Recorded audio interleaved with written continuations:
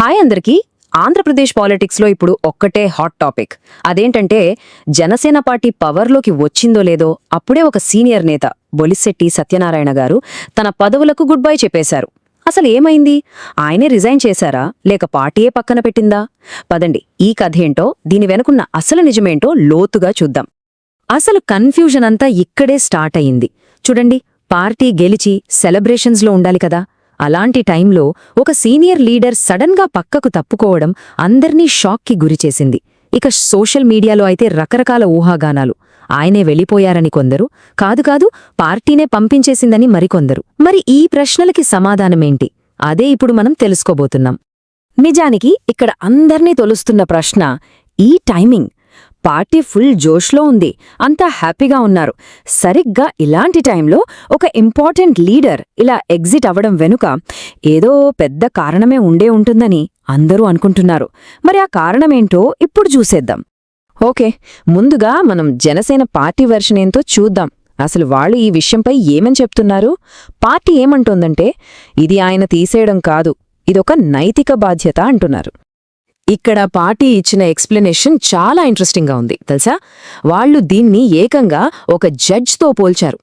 అంటే అర్థం చేసుకోండి, ఇది ఏదో పొలిటికల్ గొడవ వల్ల తీసుకున్న డెసిషన్ కాదని, ఒక హయ్యర్ ప్రిన్సిపుల్, ఒక ఉన్నతమైన సూత్రం కోసం తీసుకున్నారని క్లారిటీ ఇచ్చారు.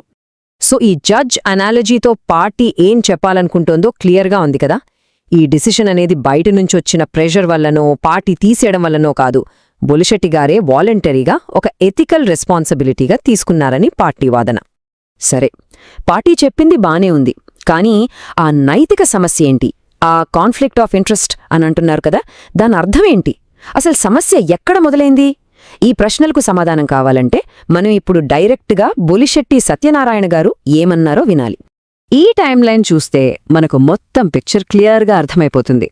చూడండి, ఒకవైపు బొలిశెట్టి గారు ఎన్వైరన్మెంట్ కోసం ఏకంగా ప్రభుత్వం మీదనే ఒక పెద్ద కేసు ఫైల్ చేశారు. మరోవైపు ఇప్పుడు అదే ప్రభుత్వంలో ఆయన పార్టీ జనసేన ఒక భాగస్వామి.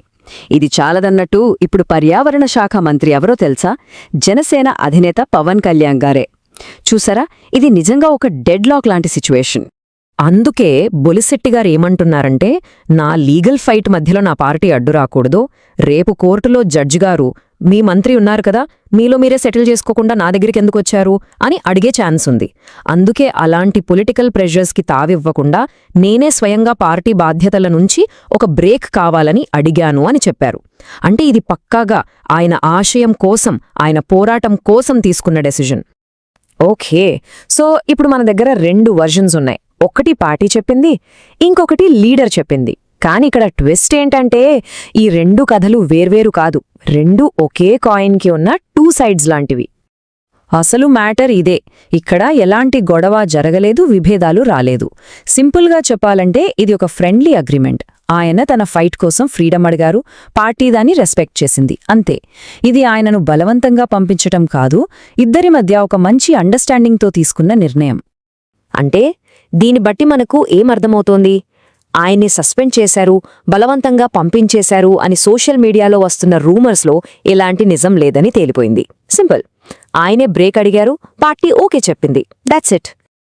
అయితే ఆగండి, ఈ కథ కేవలం ఒక పొలిటీషియన్ రెసిగ్నేషన్ గురించి మాత్రమే కాదు.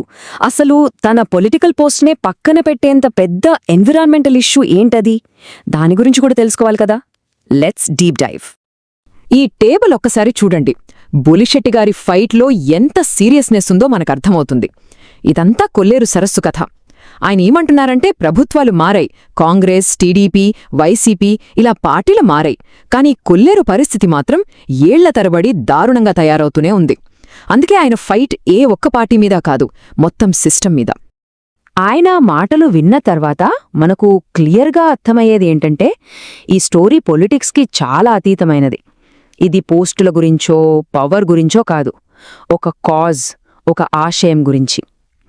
నిజం చెప్పాలంటే ఇది ఒక పొలిటీషియన్ స్టోరీ కూడా కాదు, ఇది తన జీవితాన్ని ఒక సరస్సు కోసం డెడికేట్ చేసిన ఒక ఎన్విరాన్మెంటల్ వారియర్ కథ. సో ఫైనల్గా ఈ మొత్తం ఎపిసోడ్ మన ముందు ఒక పెద్ద ప్రశ్న నుంచుతోంది.